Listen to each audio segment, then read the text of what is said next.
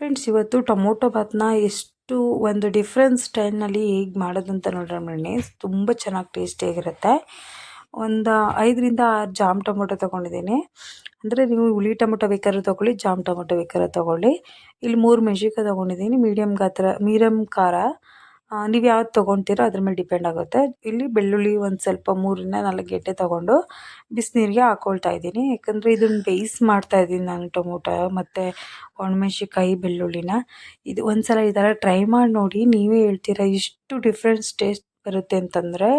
ಅಷ್ಟು ಚೆನ್ನಾಗಿರುತ್ತೆ ಫ್ರೆಂಡ್ಸ್. ಒಂದ್ಸಲ ಟ್ರೈ ಮಾಡಿ ನೋಡಿ ಈ ಥರ ರೆಸಿಪಿನ. ಟೊಮೊಟೊ ಬಾತ್ ಈ ಥರನೂ ಮಾಡ್ಬೋದು, ಚೆನ್ನಾಗಿರುತ್ತೆ. ಒಂದು ವಿಷಲ್ನ ಹೊಡೆಸ್ಕೊಳ್ಳಿ ಸಾಕಾಗುತ್ತೆ. ಒಂದು ವಿಷಲ್ ಆಗೋ ಅಷ್ಟರಲ್ಲಿ ನಾವಿಲ್ಲಿ ಒಗ್ಗರಣೆಗೆ ರೆಡಿ ಮಾಡ್ಕೊಳ್ಳೋಣ. ಅದು ಬೆಂದಿದೆ. ಸ್ವಲ್ಪ ಟೊಮೊಟೊ ಮತ್ತು ಮೆಣಸಿನ್ಕಾಯಿನ ಆರ್ಲಿಕ್ಕೆ ಬಿಡಿ. ಶುಂಠಿ ಬೆಳ್ಳುಳ್ಳಿ ಪೇಸ್ಟು, ಈರುಳ್ಳಿ, ಕರಿಬೇವು, ಎಣ್ಣೆ, ಚಿಲ್ಲಿ ಪೌಡರ್, ಧನಿಯಾ ಪೌಡರ್, ಒಂದು ಚಿಟಿಕೆ ಅರಿಶಿಣ, ಬಟಾಣಿ ಇದನ್ನು ನಾವು ಆರ್ಲಿಕ್ಕೆ ಬಿಡಬೇಕು. ಸ್ವಲ್ಪ ಬೇಯಿಸ್ಕೊಂಡಿರೋಂಥದ್ದನ್ನ ತೊಗೊಂಡಿದ್ದೀವಿ. ಇವಾಗ ಇಷ್ಟೇ ಇಂಗ್ರೀಡಿಯೆಂಟ್ಸಲ್ಲಿ ಚೆನ್ನಾಗಿ ಒಂದು ಇನ್ಸ್ಟೆಂಟ್ ಡಿಫ್ರೆನ್ಸ್ ಟೇಸ್ಟ್ ಇರುವಂಥ ಟೊಮೊಟೊ ಬಾತ್ ನೋಡೋಣ ಬನ್ನಿ. ಇದನ್ನು ಸ್ವಲ್ಪ ಮಿಕ್ಸಿಗೆ ಹಾಕ್ಕೊಳ್ತಾ ಇದ್ದೀನಿ. ಅದು ಆರಿದ ಮೇಲೇ ಮಿಕ್ಸಿ ಮಾಡ್ಕೊಳ್ಳೋದು. ಸ್ವಲ್ಪ ನೀರು ಹಾಕ್ಕೊಂಡ್ರೂ ಹಾಕ್ಕೋಬೋದು, ಇಲ್ಲಾಂದರೆ ಅದೇ ಟೊಮೊಟೊ ರಸಕ್ಕೆ ಬಿಟ್ಕೊಳ್ಳುತ್ತೆ. ಮಾಮೂಲಿ ಮಿಕ್ಸಿ ಮಾಡ್ಕೊಳ್ಳಿ. ಅದನ್ನು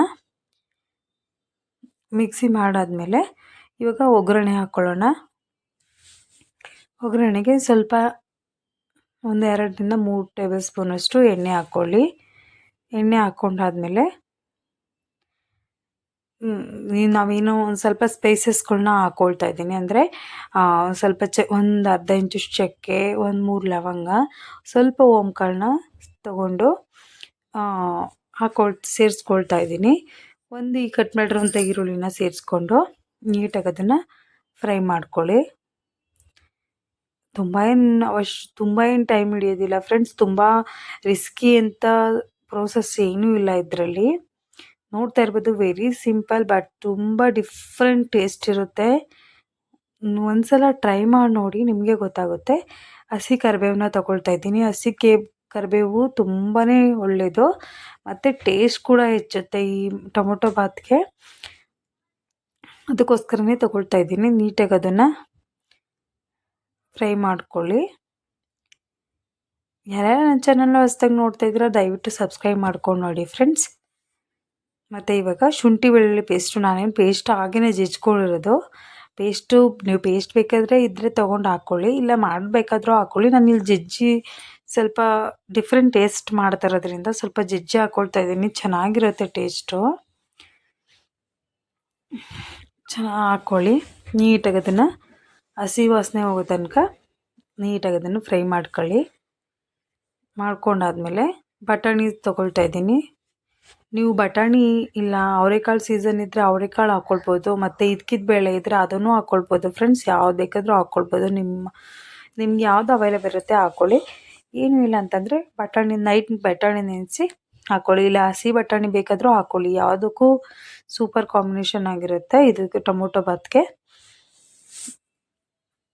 ಮಾಡ್ಕೊಂಡಾದ್ಮೇಲೆ ಅದು ಸ್ವಲ್ಪ ನೀರಲ್ಲಿ ನೆನೆಸಿರೋದ್ರಿಂದ ಸ್ವಲ್ಪ ಲೈಟಾಗಿ, ತುಂಬ ಏನು ಫ್ರೈ ಮಾಡೋ ಅವಶ್ಯಕತೆ ಇರೋದಿಲ್ಲ. ಯಾಕಂದರೆ ನೆನೆಸಿರೋದ್ರಿಂದ ಅದೇನು ಜಾಸ್ತಿ ನೀರು ಅಬ್ಸರ್ವೇಷನ್ ಇದು ಮಾಡೋದು ಬೇಡ, ಚೆನ್ನಾಗಿರುತ್ತೆ.